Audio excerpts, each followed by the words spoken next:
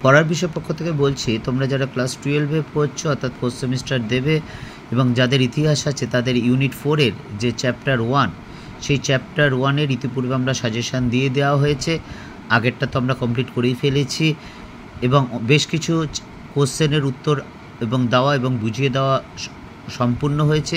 আজকে আমরা এই আলিগড় আন্দোলন থেকে হিন্দু মহাসভা দেশভাগের পথে এই চ্যাপ্টার একটা গুরুত্বপূর্ণ 3 বা 4 নম্বর উত্তর দেব বললে ভুল হবে, বুঝিয়ে দেব। এবং আমরা পরের চ্যাপ্টারটারও সাজেশান দিয়ে দিয়েছি।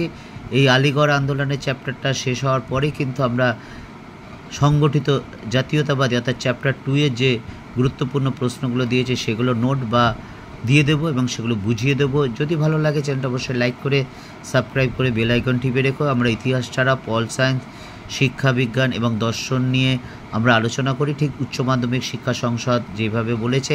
তা চলো কথা না বাড়িয়ে আমরা আলিগড় আন্দোলনের এই চ্যাপ্টারের একটা গুরুত্বপূর্ণ 3 বা 4 নম্বরের প্রশ্ন নিয়ে আলোচনা করি।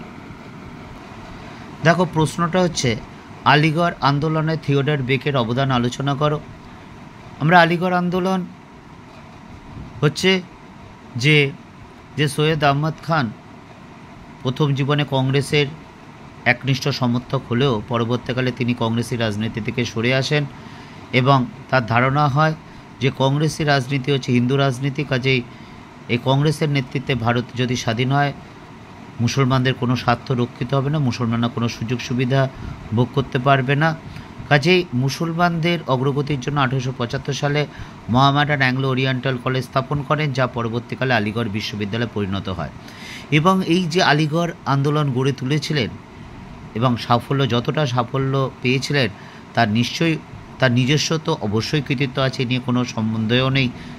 তবে আরও বেশ কিছু ব্যক্তিত্ব, বেশ কিছু মানুষ তাকে প্রত্যক্ষভাবে, পরোক্ষভাবে, সর্বতভাবে সাহায্য করেছিলেন, যার দরুন তিনি সফল হয়েছিলেন। কারণ একার দ্বারা কিন্তু সম্পূর্ণ কাজ করা যায় না, এত বড় কাজ। এবং তার এই বৃহৎ কাজে যে সাহায্য করেছিলেন তিনি হচ্ছেন Theodore Beck, Aligarh Anglo Oriental কলেজের প্রিন্সিপাল।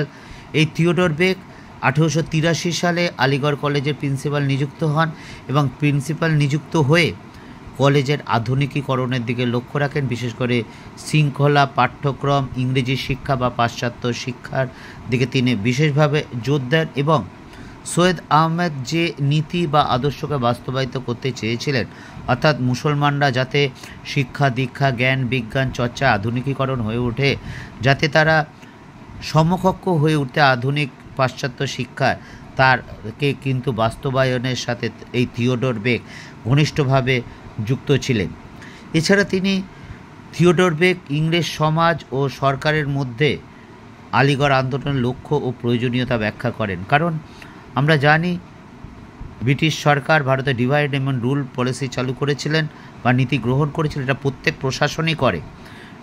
প্রশাসনই করে ডিভাইড অ্যান্ড রুল, যেটা ব্রিটিশরাই হয়তো জনক ছিলেন, আগেও ছিল নো ডাউট, কিন্তু খাতা কলমে সেইভাবে ব্রিটিশরাই প্রথম প্রয়োগ করেন এবং ব্রিটিশ সমাজ এবং সরকারকে এই আলিগড় আন্দোলনের প্রয়োজনীয়তার কথা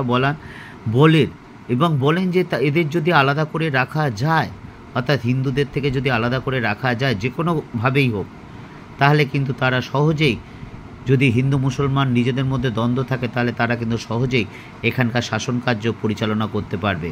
তাছাড়া দ্য আলিগড় ইনস্টিটিউট গেজেট এই একটি পত্রিকা, এই পত্রিকায় যে আধুনিক শিক্ষা, জ্ঞান বিজ্ঞান, সমাজ, প্রবন্ধ প্রভৃতি নিয়ে আলোচনা করা হতো, যেগুলো একেবারে রিসেন্ট যেগুলো ঘটনা। অর্থাৎ এই গেজেটটির মাধ্যমে যে সর্বাধুনিক যে শিক্ষা, জ্ঞান বিজ্ঞান, সমাজ সংস্কার বিভিন্ন বিষয় আলোচনা করা হতো, যা মুসলমান সমাজকে উৎসাহিত করে বা প্রলুব্ধ করে। কাজেই আমরা দেখতে পারলাম যে থিওডর বেক ছিলেন সৈয়দ আহমদ খানের অন্যতম বিশ্বস্ত সহকর্মী এবং আলিগড় আন্দোলনের সাফল্যের অন্যতম কারিগর।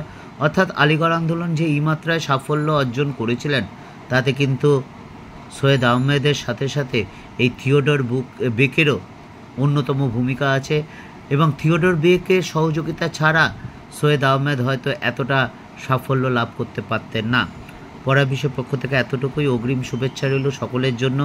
যদি ভালো লাগে চ্যানেলটি অবশ্যই লাইক করে সাবস্ক্রাইব করে বেল আইকন টিপে রেখো, কারণ আমরা পড়ার বিষয় চ্যানেলে তোমাদের জন্যই এগুলো করছি। যদি ভালো লাগে সেটা জানিও, যদি না ভালো লাগে সেটাও জানিও, কোন কোন জায়গাগুলো ভুলভ্রান্তি হচ্ছে বা কোন জায়গাটা তোমাদের ঠিক দরকার নেই সেগুলো বলো। এছাড়া তোমাদের যদি কোনো কিছু নোট দরকার হয় বা প্রয়োজন হয় আমাদের বলো, আমরা সেগুলো অবশ্যই দেব।